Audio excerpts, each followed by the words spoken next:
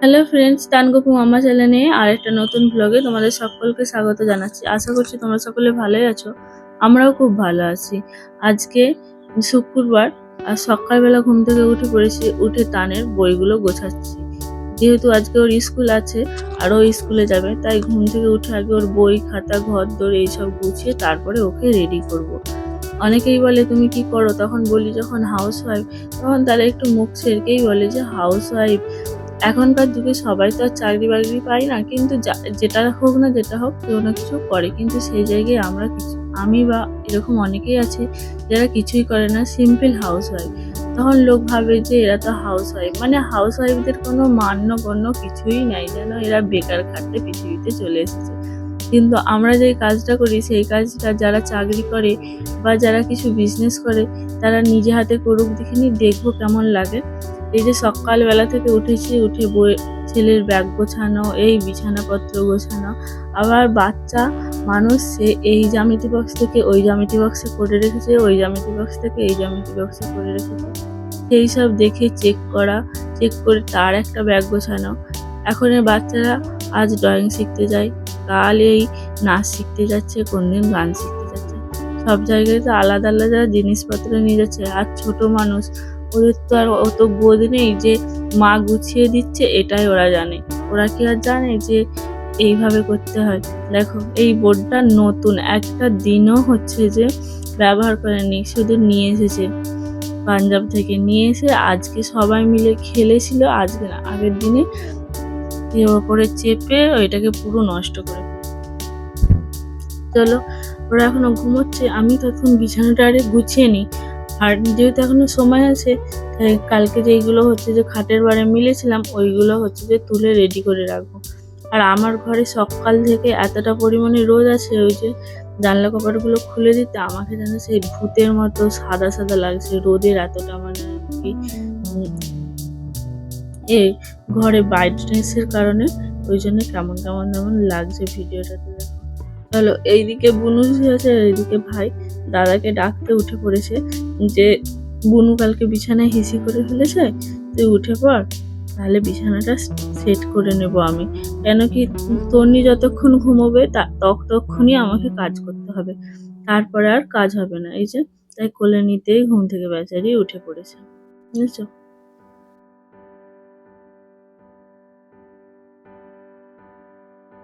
এই কাঁথাগুলো আজকে রোদে দেবো, আজকে রোদটা খুব বেরিয়েছে, নাহলে বৃষ্টি বৃষ্টি করে যেন হচ্ছে যে একদম কিছু শুকনোও হচ্ছে না, জামা কাপড় তারপরে কাঁথা কথি কিছুই শুকনো হচ্ছে না। এই যে দু ভাই বোনের অবস্থা দেখো সকালবেলা, বুঝেছো?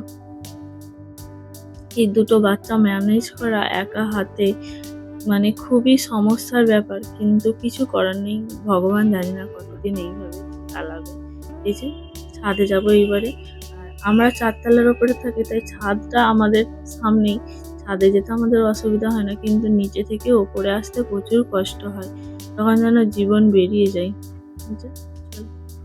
ছাদে এসে দেখছি ছাদের তালা খুলেনি এখন, যেহেতু ফ্ল্যাট বাড়ি। আর হচ্ছে যে এই বাড়ির জেঠু আগে গার্জেনের মতো থাকতো, আর উনি মারা গেছে, তারপর থেকে ওনার মেয়ে এখন হচ্ছে যে সমস্ত দায়িত্ব।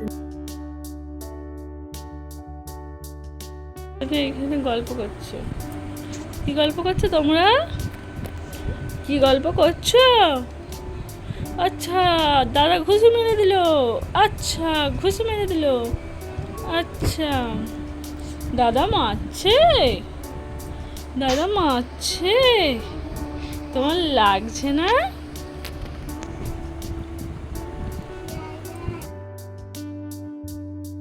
এর আগের দিনে একটা ভিডিও দিয়েছিলাম, সেদিনে দেখিয়েছিলাম যে দুধ এতে হচ্ছে যে জল ঢেলে দিয়েছে, সেই দুধ দিয়ে আজকে আমি একটু চা করব। কি করব বলো, খেতে তো হবে, এত টাকা দিয়ে কিনেছি, আর আমরা বাঙালি বস, চাই পারে হোক করে আমরা ঠিক খাবো, জিনিস ফেলবো না। এই যে এই দুধটা দিয়ে আজকে হবে চা। পান খাবে না হয়তো, আমাকেই খেতে হবে, তো আমি খেয়ে নেবো, করার নেই। চলো এবারে তানের খাবারের জোগাড় করতে হবে। যেন ঘড়িতে বেজে গেছে 7টা, সমস্ত কাজ করতে করতে 7টা বেজে গেছে, তার মধ্যে আবার গপুকেও তুলতে হবে।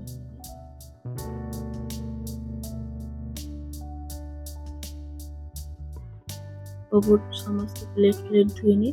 আর এই যে গোপুর খাবারগুলো এই জানলাটাতে দিয়ে রাখি, এখানটাতে না পাখিগুলো আসে, ওরা খেয়ে নেয়।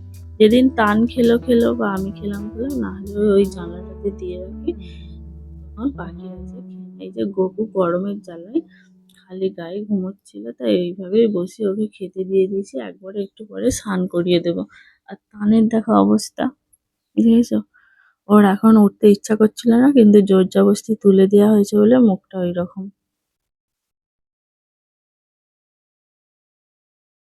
আর এটা আমি চাল আর ডালের ব্যাটার বানিয়ে রেখেছিলাম। এই একটু মানে আমাদের ভাষায় সরু পিঠে আর তানের ভাষায় ধোসা। মানে মুগের ডাল দিলে করলে অতটা খুব একটা ধোসার মতো কুরকুরে ভাবটা হয় না, কিন্তু ওই সরু পিঠের মতো হয়। তাই ওকে বেচারাকে বলে দিই ধোসা করেছি, খেয়ে নে। আর ও ধোসা খেতে খুব ভালোবাসে, তাই ও খেয়েও নেয়। এই যে জল ভরবো বলে বোতলগুলো সাইজ করে রেখেছি, আর এইদিকে ধোসার মতো দিয়েও দিয়েছি। এটা ভেজে ওকে দিয়ে আসবো, ততক্ষণ ওকে স্নান করাবো আর হচ্ছে যে জামা প্যান্টটা পরাবো। চলো, এই যে আমার জন্য এই দিকটাতে একটু চা বসিয়ে দিয়েছি। ওকে ড্রেস ফ্রেস পরিয়ে চাটা হয়ে গেলে তারপরে দুজনে মায়ের বেটা একসঙ্গে খাবো।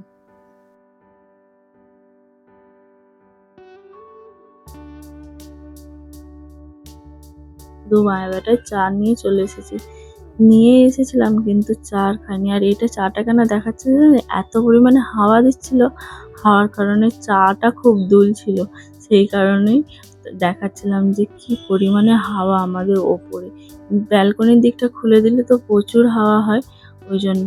আর এই যে তারপরে 8টা 10-এ চা মানে জল দিয়ে দিয়েছিল, ওইখানে জল দিতে পেরেছি। আর এই যে জল দিয়ে এখন না বালি উঠছে মোটরে, তাই এই যে কাপড় দিয়ে ছেঁকে নিতে হয়। আমাদের কাছে তো আরও বা ফিল্টার নেই, তাই।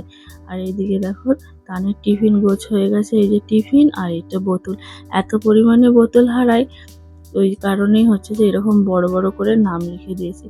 এত নাম লিখে দিয়েছি, আজকে এই ভিডিওটা তোমাদের দিকে করেওছি যে দেখো এইভাবে নাম লিখে দিয়েছি।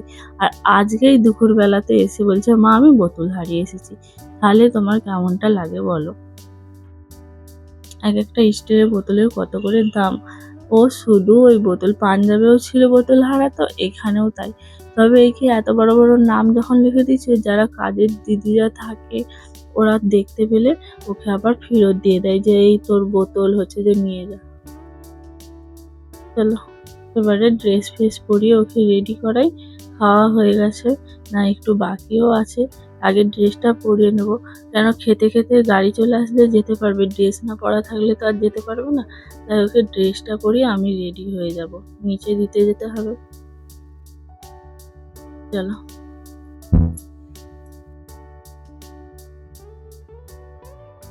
একটা বাচ্চাকে ঘুম থেকে তোলা, তাকে স্নান করানো, সব থেকে বাচ্চাদের প্রবলেম হচ্ছে যে পটির। এটা হলো তানের কার্ড। ওই গাড়িতে যে যাই সেই কার্ড ওই ড্রাইভারকে দেয়া থাকে, আবার ড্রাইভার এই কার্ডটা স্কুলে দেখালে তবে ওনার গাড়িতে ছাড়ে, আবার আমাকে এই কার্ডটা ড্রাইভার এসে ফেরত দেয়। এই কার্ডটা রোজই নিয়ে যেতে হয়। চলো, এবারে যাই নিচে।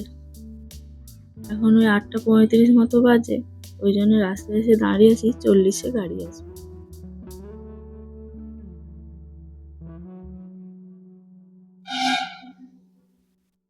ঠিক আছে, গাড়ির জন্য দাঁড়িয়ে আছি, গাড়ি যে আসছে। সবার বাচ্চাদের বলতে বলতে রয়ে গেলাম।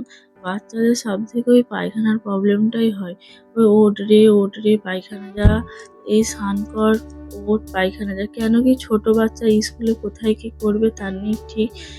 বলতে হয়তো পারবে, কিন্তু তান একটু মানে আর কি লজ্জা পায়, ও আর কি চট করে বলবে না মুখে, সেই একটা সমস্যা করবে। ওই জন্য ওর পিছনে আমি লেগে থাকি সকাল থেকে, যে যা বাথরুমে যা করে করে ওর পিছনে আমাকে অনেকটা সময় পড়ে থাকতে হয়।